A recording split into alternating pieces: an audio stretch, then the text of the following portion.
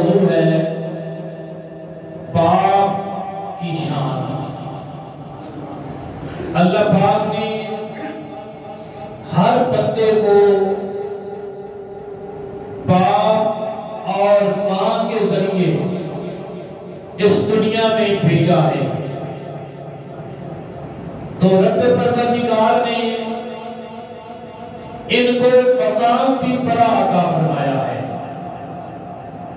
ماں کے متعلق تو بڑی شہرت کے ساتھ باتیں ہم تک پہنچی ہیں اور بیان بھی کی جاتی ہیں، لیکن باپ کے متعلق بہت کم بتلایا جاتا ہے۔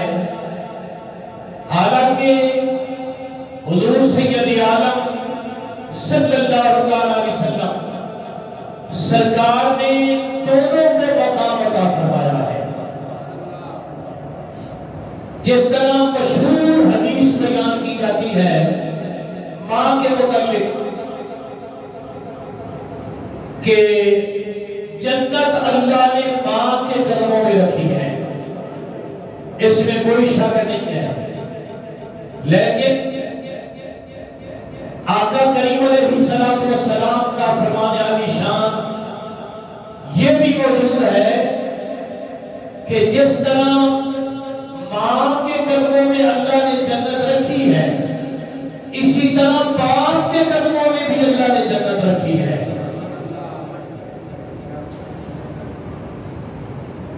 حدیث کی کتاب ہے الترغیب، امام منذوی رحمۃ اللہ تعالی علیہ، اس میں حضرت جہمہ رضی اللہ تعالی عنہ سرکار کے صحابی ہیں، ان سے روایت نقل کرتے ہیں آقا کریم علیہ السلام کی بارگاہ میں حضرت جہمہ رضی اللہ تعالی عنہ حاضر ہوئے اور عرض کیا یا رسول اللہ صلی اللہ علیہ وسلم، میرے ماں باپ آپ کے قدموں پر قربان ہو جائیں، میں جہاد پر جانا چاہتا ہوں، مجھے جہاد کی اجازت عطا فرماؤ۔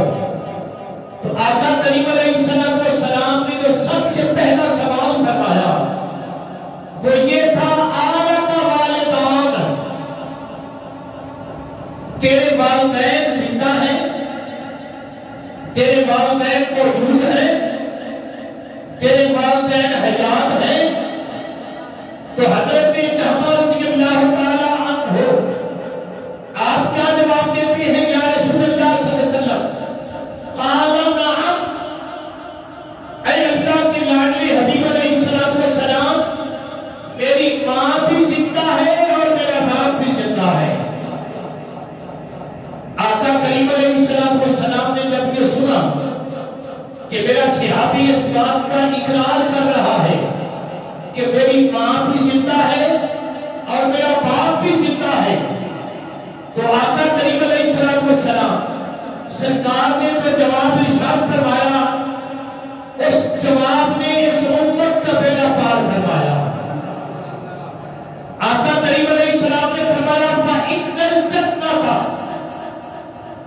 تَحْتَ أَرْجُلِهَا، اے میرے غلام، تو جہاد کی اجازت مانگ رہا تھا، جبکہ تیرے گھر میں تیری ماں بھی زندہ ہے، تیرا باپ بھی زندہ ہے اور وہ بوڑھے ہیں، ان کی عمر زیادہ ہو چکی ہے، جہاں میں محمد صلی اللہ علیہ وسلم تمہیں یہ حکم دیتا ہوں فَإِنَّ الْجَنَّةَ تَحْتَ أَرْجُلِهَا، رب پروردگار نے تیرے لیے تیری جنت تیری ماں اور تیرے باپ دونوں کے قدموں کے نیچے رکھی ہے۔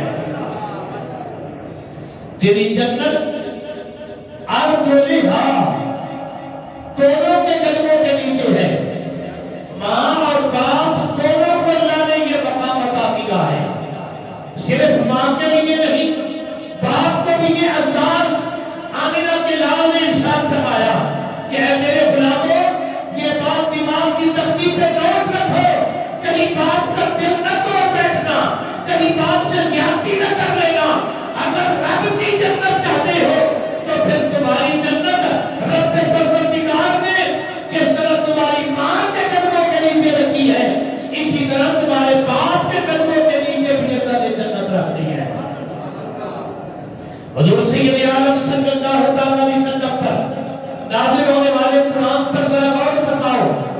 کہ رب پروردگار نے اولاد کے معاملے میں باپ کو کیا درجہ عطا کیا ہے، کہ باپ ایک ایسی عظمت کی نشان ہے، باپ ایک ایسا عظمت کا نشان ہے، باپ ایک ایسی عظمت کی علامت ہے کہ جس کی دعاؤں کی برکت سے جو منہ سے دعا نہ بھی مانگے تو اس کے نیک اعمال جو ہیں ان کے توسل اور تصدق اور وسیلے سے ان کے فوت ہونے کے بعد بھی اللہ تعالیٰ اولاد پر رحم و کرم فرماتا ہے۔ یہ کوئی معمولی بات نہیں ہے۔ سورہ کہف کی آیت نمبر 83 آپ نے سماعت فرمائی، اس کا ترجمہ سماعت فرماؤ۔ اللہ نے حضرت موسیٰ علیہ السلام اور حضرت خضر علیہ السلام جو ایک بستی میں داخل ہوئے، بھوک لگی ہوئی تھی، ان لوگوں نے ان کو کھانا نہ دیا۔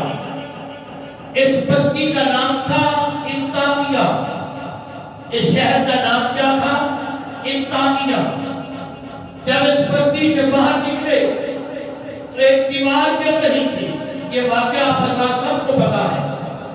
حضرت خضر علیہ السلام نے گارا بنایا، گارا بنا کر اس دیوار کو درست فرمایا۔ موسیٰ علیہ السلام نے پوچھا آپ نے یہ کیوں کیا ہے؟ تو حضرت خضر علیہ السلام نے جو جواب دیا وہ اللہ کے قرآن کی زینت بن گیا۔ اللہ والے جو بھی کرتے ہیں وہ اللہ کے لیے کرتے ہیں، اپنی ذات کے لیے کچھ نہیں کرتے۔ حضرت خضر علیہ السلام آپ کیا فرماتے ہیں؟ محمد کی دارو، وہ جو دیوار تھی اللہ کے محبوب کے لبوں سے نکلا دیوار کا نام، اللہ نے اس دیوار کا نام بھی قرآن میں داخل فرما دیا۔ حضرت خضر علیہ السلام کیا فرماتے ہیں؟ وہ جو دیوار تھی محمد کی دارو فکان غلامین، وہ دو لڑکوں کی تھی۔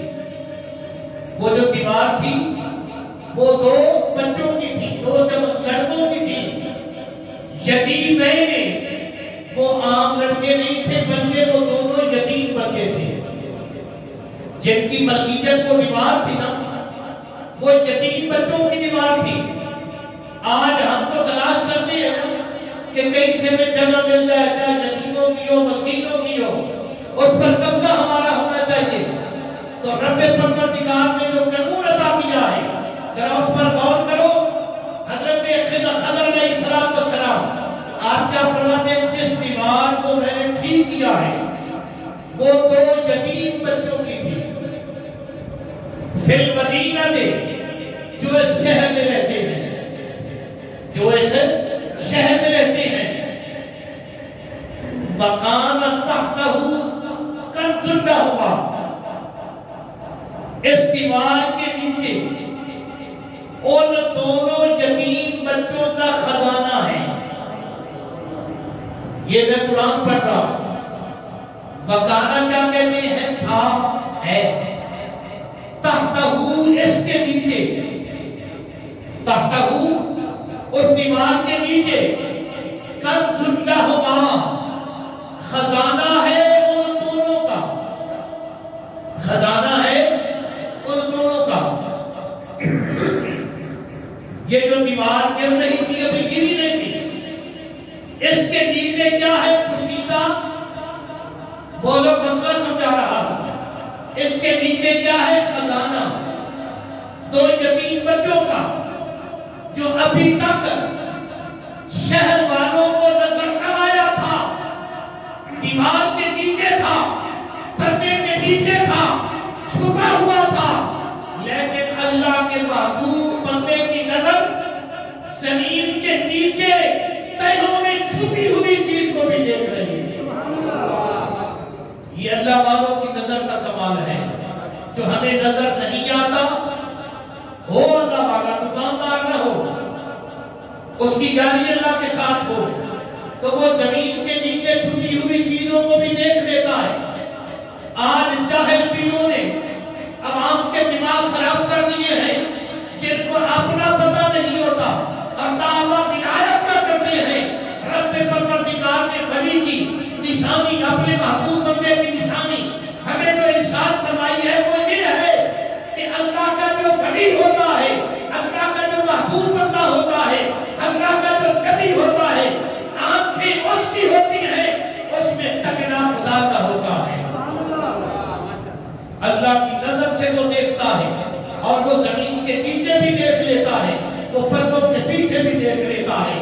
شرط کیا ہے؟ اللہ والا ہو. شرط یہ ہے کہ وہ اللہ والا ہو، دنیا دار نہ ہو. اب کیا ہوا؟ اتنا اس دیوار کا تعارف کروایا. وہ دیوار ان 2 یتیم بچوں کی ہے اور اس کے نیچے کیا ہے؟ تحتہ کنز لہما، اس کے نیچے خزانہ ہے. آقا کریم علیہ السلام نے فرمایا وہ خزانہ کیا تھا؟ وہ سونا اور چاندی تھا. وہ سونے اور چاندی کا خزانہ اشرفیاں وغیرہ تھی. اب آپ کیا فرماتے ہیں؟ یہ جو دیوار میں نے ٹھیک کی ہے نا، توجہ میری طرف رکھنا، قرآن کا سبق آپ کو عرض کر رہا ہوں. یہ جو دیوار میں نے یتیم بچوں کی ٹھیک کی ہے، کس وجہ سے ٹھیک کی ہے؟ نہ میں نے ان سے مزدوری لی، نہ میں ان سے روٹی کھائی، نہ میں نے ان سے پانی پیا، نہ میں نے ان سے کوئی معاوضہ لیا، نہ ہی میں نے ان کو بتایا. پھر دیوار کیوں ٹھیک کی ہے؟ آپ فرماتے ہیں اس وجہ سے ٹھیک کی ہے وَقَانَ أَبُوهُمَا صَالِحًا، ان کا باپ نیک تھا. دیوار ٹھیک میں نے کس لیے کی ہے؟ کہ ان کا باپ وَقَانَ أَبُوهُمَا، ان دونوں کا جو باپ تھا نا وہ کیا تھا؟ صالحًا. ان دونوں کا باپ کیا تھا؟ نیک تھا. ان دونوں کا باپ کیا تھا؟ باپ فوت ہو چکا ہے. آگے اختلاف ہے مفسرین میں. کچھ کہتے ہیں ان کا آواز بند کر سڑیے، ان کا پہلا باپ تھا. کچھ کہتے ہیں کہ تیسرا باپ تھا. کچھ کہتے ہیں کہ 7واں باپ تھا.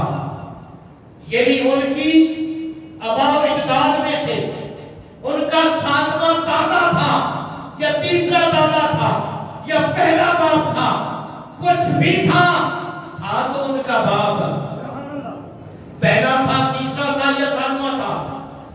اب اس کی توسل سے، اس کے وسیلے سے، کس کے؟ ان کے باپ کے وسیلے تھے. اللہ نے ان کے خزانے کی حفاظت کروائی، اللہ نے ان کے مال کی حفاظت کروائی. تو پتہ یہ چلا اگر باپ اچھا ہے، اگر باپ نیک ہے، اگر باپ صالح ہے، تو مرنے کے بعد بھی اس کا جو اچھا عمل ہے اس کا صدقہ اللہ اس کی اولاد پر عطا فرماتا رہتا ہے. اس لیے ان کی قدر تو بنتی ہے نا، ان کی حیا تو کرنا بنتی ہے، ان کا احترام تو کرنا بنتا ہے، ان کے ساتھ پیار تو کرنا بنتا ہے. آقا کونین صلی اللہ علیہ وسلم سرکار نے ہمیں جو اسلام عطا کیا، ہمیں جو شریعت مطہرہ عطا کی، ذرا اس پر غور کرو نا. حضرت ابراہیم علیہ السلام جنہوں نے اپنی جوان بیوی معصوم بیٹے کو جنگل میں چھوڑ دیا تھا، بیابان میں چھوڑ دیا تھا، اور پیچھے مڑ کر بھی نہیں دیکھا تھا. ایمان لگی بات کرنا، ظاہری طور پر اگر دیکھا جائے تو ابراہیم علیہ السلام سے حضرت حاجرہ کا سلام دعا لینا بھی نہیں بنتا تھا، اسماعیل علیہ السلام کا دیکھنا بھی نہیں بنتا تھا کہ ہم نے کوئی جرم کیا تھا جس کی ہمیں سزا دی گئی. لیکن ایسا نہیں ہوا، وہ پیغمبروں کی اولاد ہے اور ان کو پتا ہے کہ ہمارے یہ والد ہیں اور یہ اللہ کے حکم کے بغیر کچھ بھی نہیں کرتے.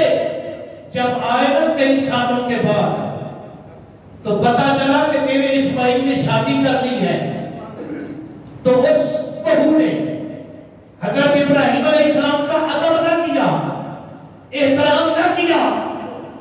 تو آپ جاتے ہوئے پیغام کیا لے گئے کہ یہ تیرے گھر کی تحریر جو ہے نا یہ تیری شان کے لائق نہیں ہے. کافی سمجھ آتی کہ کوئی نہ ہو. پھر توجہ فرماؤ، اس میں سے باپ نظر آ رہا ہے. باپ پیغام راز میں دے کر دیا کہ تیرے گھر کی تحریر تیری شان کے لائق نہیں. جب آپ واپس آئے پیغام ملا، واضح طور پر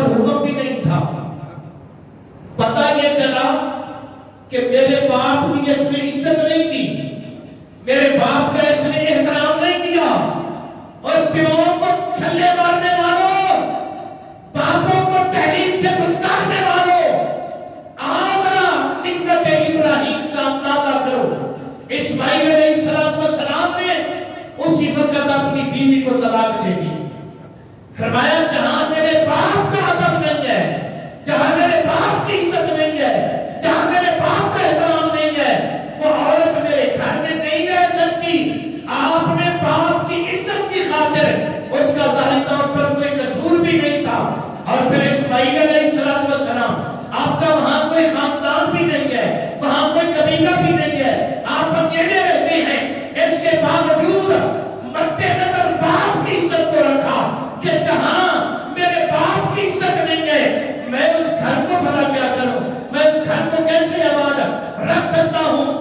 آپ نے اپنی بیوی کو طلاق دے دی، تو میرے بھائیوں ہم ملت ابراہیم پر ہیں۔ آقا کونین صلی اللہ علیہ وسلم سرکار نے ہمیں جو درس دیا ہے اپنے باپ کے احترام کے لیے، اپنے باپ کی حیا کے لیے، اسی بات کو مد نظر رکھتے ہوئے حضرت عبداللہ بن عمر رضی اللہ تعالیٰ آپ نے ایک عورت سے نکاح کر لیا، عورت بڑی خوبصورت تھی، لیکن حضرت فاروق اعظم کو پسند نہیں تھی۔ آپ نے فرمایا بیٹا اس کو طلاق دے دے۔ عبداللہ کہنے لگا ابا میری بیوی نے کوئی جرم نہیں کیا، اس نے کوئی گناہ نہیں کیا، پھر طلاق کیوں دے دوں؟ تو فاروق اعظم نے دروازہ مستفی کو دستک دی، سرکار کے دروازے پر دستک دی، عرض کیا یا رسول اللہ صلی اللہ علیہ وسلم یہ عورت مجھے پسند نہیں ہے، میرے بیٹے نے اس نے نکاح کر لیا ہے۔ عورتوں کو بڑھا کر لے جانے والوں، ماں باپ کی جان عزت کا جنازہ نکالنے والوں، ذرا شریعت کی طرف دیکھو۔ سرکار نے پوچھا نہیں عمر تجھے کیوں نہیں پسند؟ اس نے کوئی جرم کیا ہے؟ اس نے کوئی غلطی کی ہے؟ اس نے کوئی چوری کی ہے؟ نہیں پوچھا، بلکہ عبداللہ ابن عمر کو بلایا، فرمایا عبداللہ تیرے ایمان کی تکمیل اس بات میں ہے جو تیرا باپ تجھے کہتا ہے وہ کر لے، تجھ پر اللہ راضی ہو جائے گا۔ یہ نہیں فرمایا کہ ایک بے گناہ عورت کو طلاق دی جا رہی ہے، بلکہ دیکھا ہے تو باپ کی رضا کو دیکھا ہے کہ باپ کہاں راضی ہے، باپ کس جگہ پر خوش ہے۔ آج ہم اتنے دیوانے ہو چکے ہیں، اتنا ہمارے اندر شریعت کا قدر نہیں رہا، تک نہیں رہا، ہم نے ماں باپ کی عزت کو پامال کر دیا ہے، ہم نے باپ کو تو بالکل کچھ سمجھا ہی نہیں ہے۔ آؤ میرے کریم آقا علیہ السلام سرکار کے غلاموں ذرا غور کرو، صاحب ابن ماجہ شریف نے اس حدیث کو نقل کیا ہے، اور راوی ہے حضرت ابو ہریرہ۔ راوی کون ہے؟ حضرت ابو ہریرہ رضی اللہ تعالیٰ عنہ، جو کم و بیش 5000 حدیثوں کے راوی ہیں، اور یہ وہ ابو ہریرہ ہے جو صبح شام دروازہ مصطفیٰ پر بیٹھا رہتا تھا، یار آئے دیدار کرو، محبوب جب لب کھولیں گے یا قرآن پڑھیں گے یا اپنا فرمان جاری فرمائیں گے تو میں امت کے لیے اپنے دل کی تختی پر نوٹ کر لوں گا۔ وہ ابو ہریرہ رضی اللہ تعالیٰ عنہ آپ فرماتے ہیں دربار رسول لگا ہوا ہے، آمنہ کے لال تخت پر تشریف فرما ہے، منبر اطہر پر جلوہ گر ہیں، منبر ختم نبوت کا تاجدار، منبر ختم نبوت پہ جلوہ گر ہے، اور سامنے مجمع صحابہ کا لگا ہوا ہے۔ سرکار کے غلام کمری والے کی دید بھی کر رہے ہیں، اور جب دید ہوتی تھی تو وہ کہتے تھے ہماری وہی عید ہوتی تھی، اگلی پچھلی عیدیں اور ہیں، ہماری اصل عید وہ ہوتی تھی جب یار کا چہرہ تک لیتے تھے۔ تو آقا کونین صلی اللہ علیہ وسلم سرکار کے غلام حضرت ابو ہریرہ رضی اللہ تعالیٰ آپ فرماتے ہیں کہ سرکار کے لبھائے مبارک سے گلاب کی پتیاں رقص کر رہی ہیں، کملی والے کے لبھائے مبارک ہل رہے ہیں، اور سرکار کے لبوں سے گلاب کی پتیاں رقص کرتی ہوئی صحابہ کو دیدار سے مشرف فرما رہی ہیں۔ النبی ہریرہ رضی اللہ تعالیٰ عنہ قال النبی صلی اللہ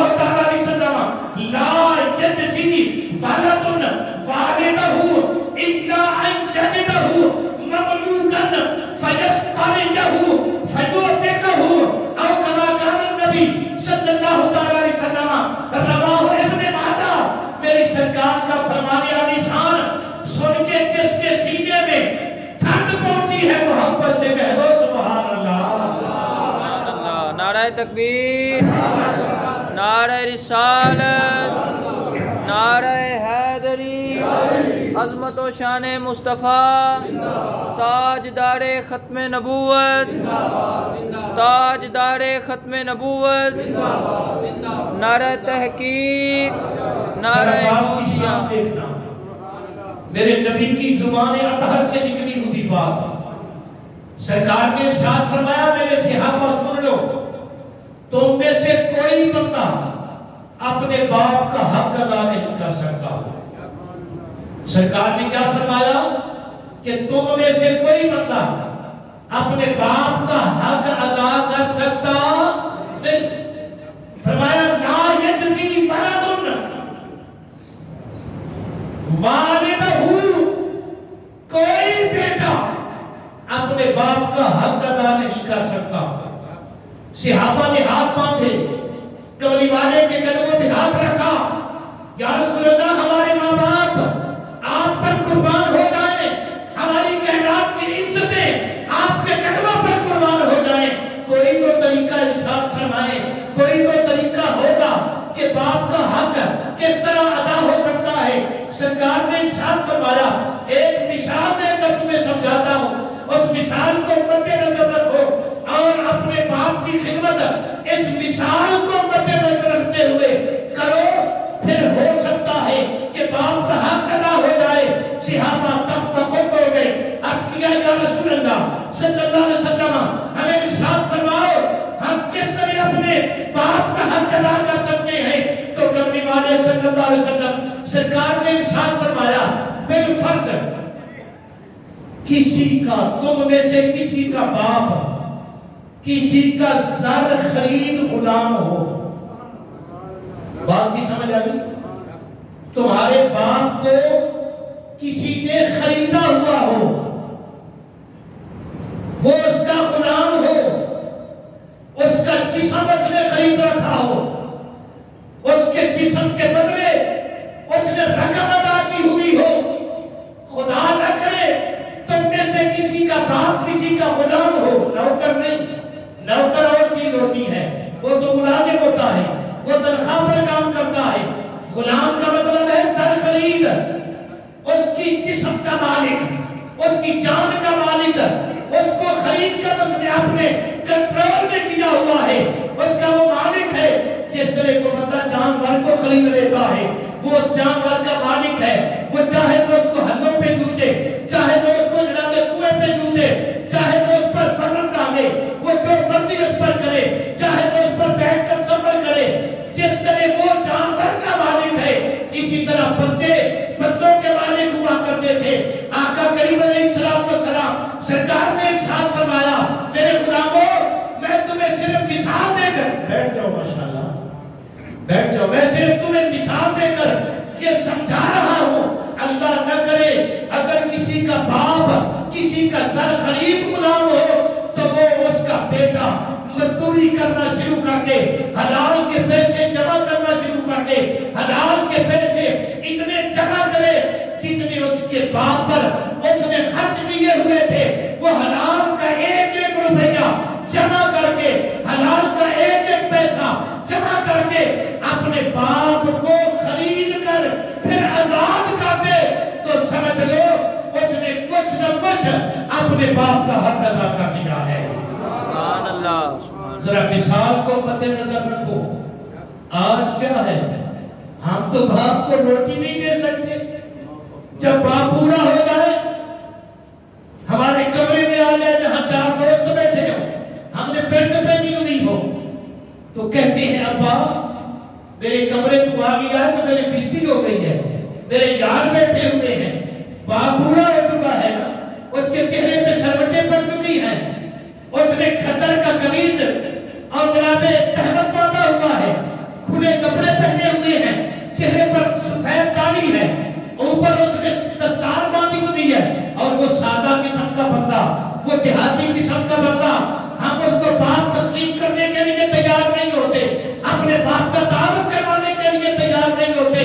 میرے بھائیوں، اللہ کو جانتا ہے نا، اپنا شناختی کارڈ دے رہا ہے، شناختی کارڈ نکال کے دیکھ، فردیت بدل دے، یہ بوڑھا تجھے اچھا نہیں لگتا تو اپنے باپ کا نام بدل لے، یہ جو تُو نے پاسپورٹ بنایا ہوا ہے اس پر اسی بوڑھے کا نام ہے، یہ جو تیری سندیں ہیں ان پر اسی تیرے بوڑھے باپ کا نام ہے جس کو آج تو گھر میں رکھنے کے لیے تیار نہیں ہے، اس کو جناب کھانسی لگی ہوئی ہے، اس کا سادہ لباس ہے، اس کا سادہ جسم ہے، اس کے ہاتھ میں ڈنڈا ہے، تو اس سے نفرت کرتا ہے۔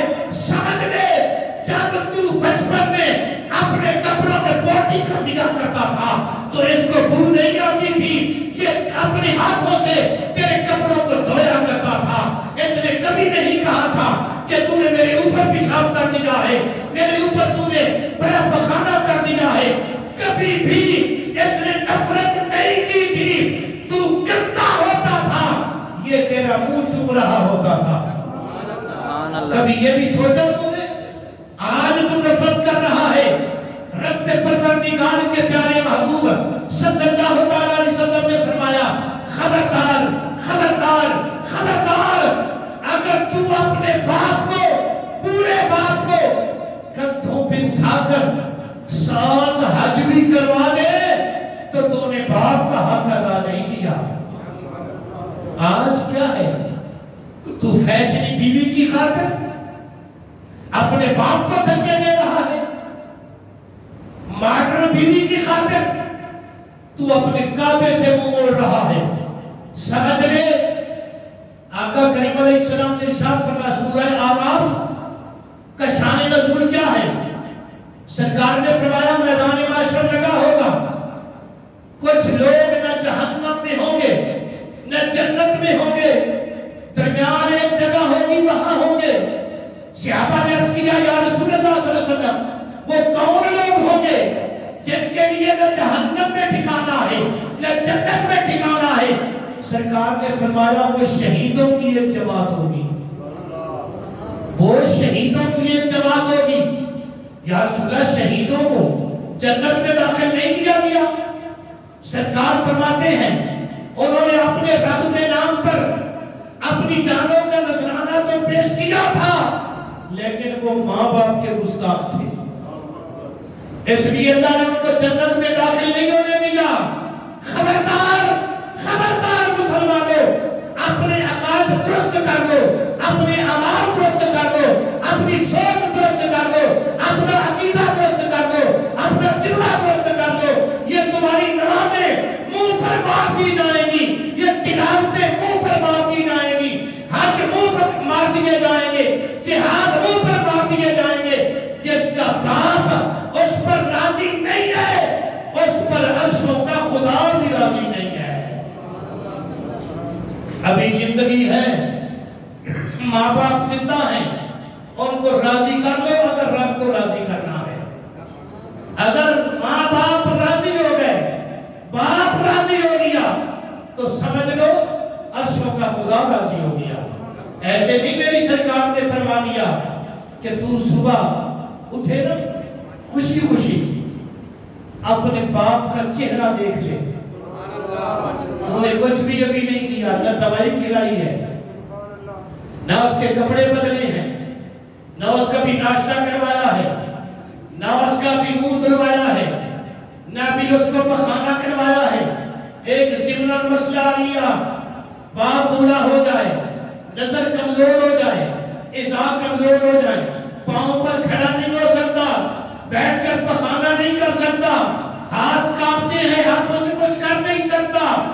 اب باپ کی ہر حجامت تیرے ذمہ ہے، زیر ناف حجامت ہو یا اوپر کی، وہ تیرے ذمہ ہے، تو اس کا ذمہ دار ہے۔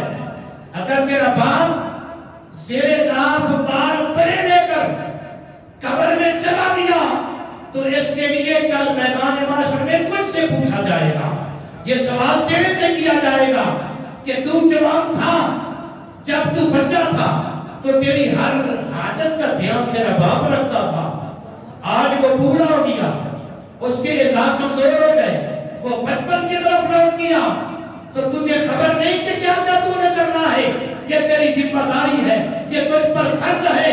آقا کونین صلی اللہ علیہ وسلم سرکار نے فرمایا صبح اٹھ کے اور فجر کی نماز صبح نماز پڑھ کے گھر آ، تیرا باپ چارپائی پہ بیٹھا ہے، مصلی پہ بیٹھا ہے، پیڑھی پہ بیٹھا ہے، کرسی پہ بیٹھا ہے، خوش ہو کے، دکھلانے کے لیے نہیں، دلوں خوش ہو کے بس ایک ہماری دیکھ لائے،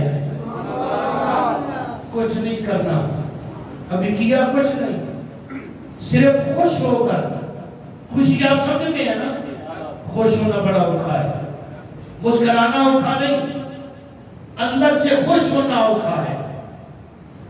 بزرگ فرماتے ہیں کہ کسی کے غم میں غمگین ہونا آسان ہے، کسی کے غم میں غمگین ہونا آسان ہے، لیکن کسی کی خوشی میں شامل ہونا بڑا مشکل ہے۔ جسم تو شامل ہو گیا لیکن روح کو شامل کرنا بڑا مشکل ہے۔ وہ خوشی جو حقیقی خوشی ہوتی ہے تو اپنے باپ کا چہرہ دیکھ اور وہ خوشی اندر محسوس کر، کتنی دیر لگی؟ ابے کا چہرہ میں کتنا ٹائم لگیا؟ 1 سیکنڈ، اتنی بات ہے۔ تو وہ عرشوں کا رب وعدہ دے چکا ہے، اے میرے نبی کے غلام، تو نے اپنے باپ کو میرے نبی کے غلام کے چہرے کو صرف اللہ کی رضا کے لیے خوش ہو کے دیکھا، رب پروردگار نے تیرے نامہ اعمال میں ایک مقبول حج داخل فرما دیا ہے۔ 12 لاکھ کا حج ہے آج کل، مقبول حج۔ صحابہ نے عرض کیا یا رسول اللہ صلی اللہ علیہ وسلم، جو 2 مرتبہ دیکھے، جو 3 مرتبہ دیکھے، رب نے فرمایا تو نے رب کی رحمت کے لیے بنا ڈال دیا ہے، تو دیکھتا چلا جا، وہ تجھے مقبول حج عطا کرتا چلا جائے گا۔ یہ کس کا درجہ ہے؟ جس کو آج تو نے نوٹ پہ رکھا ہوا ہے، جس کو تو کہتا ہے ابا اب تو 17 مہترا گیا ہے، اب تجھے بات کی سمجھ نہیں آتی، اب تیری عقل ٹھکانے نہیں رہی، تو بچوں کی طرح ضد کرتا ہے۔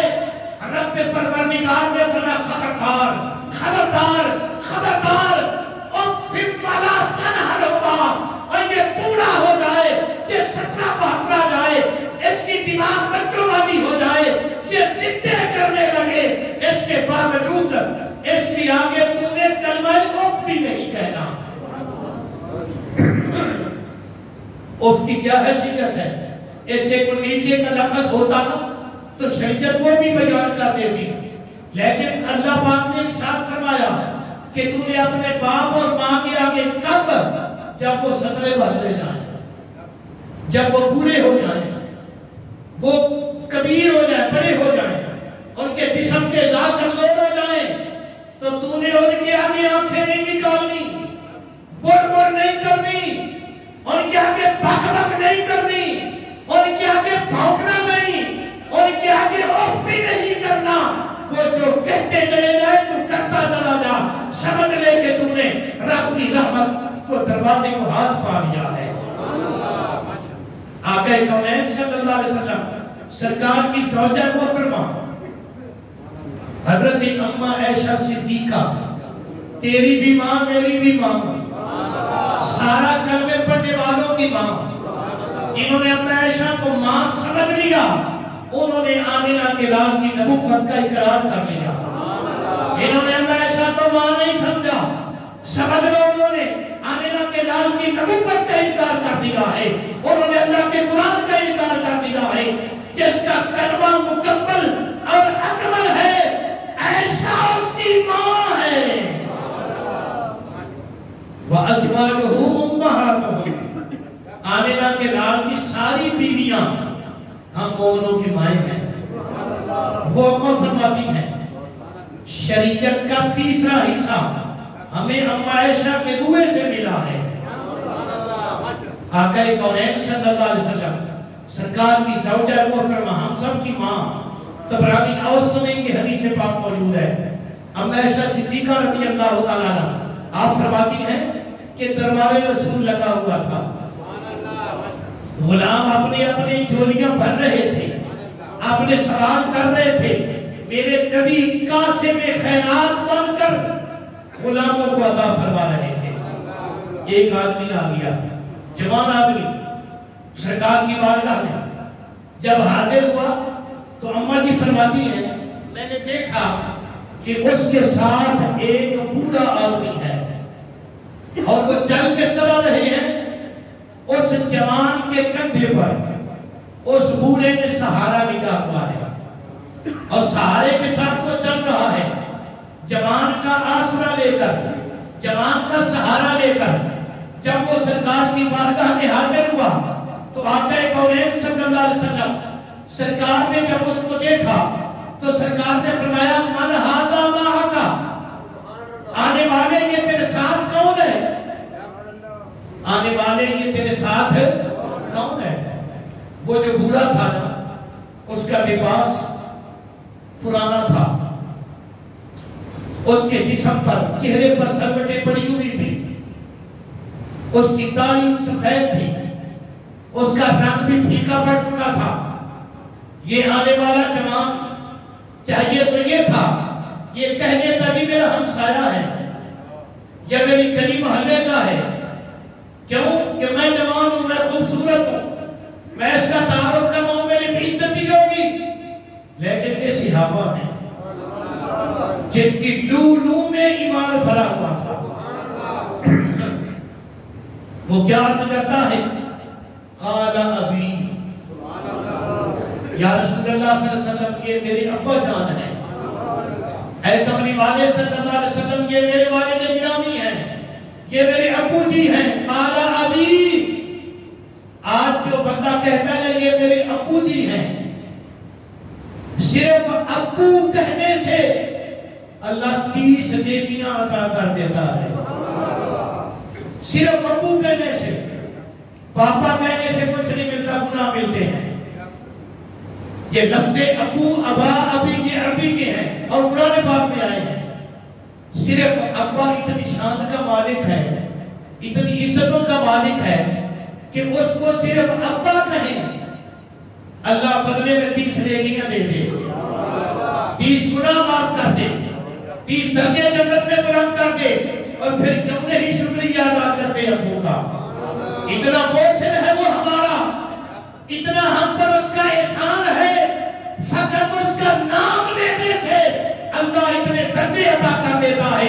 اما عائشہ صدیقہ رضی اللہ تعالیٰ عنہ آپ فرماتی ہیں کہ سرکار نے پوچھا من ھذا معک، آنے والے یہ تیرے ساتھ کون ہے؟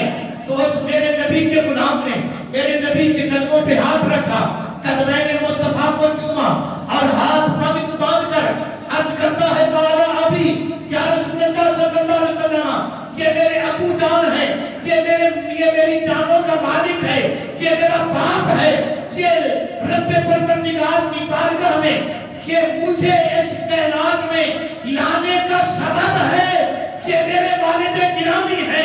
آقا کریم علیہ السلام سرکار نے کیا کیا؟ سرکار نے اس بابے کو اپنے مسلح پر اپنے ساتھ بٹھا لیا۔ اب صحابہ دیکھ رہے ہیں، سرکار نے فرمایا تمہیں پتہ نہیں اس کا حیا تو میرا رب بھی کر رہا ہے، اس بوڑھے کا حیا تو میرا رب بھی کر رہا ہے۔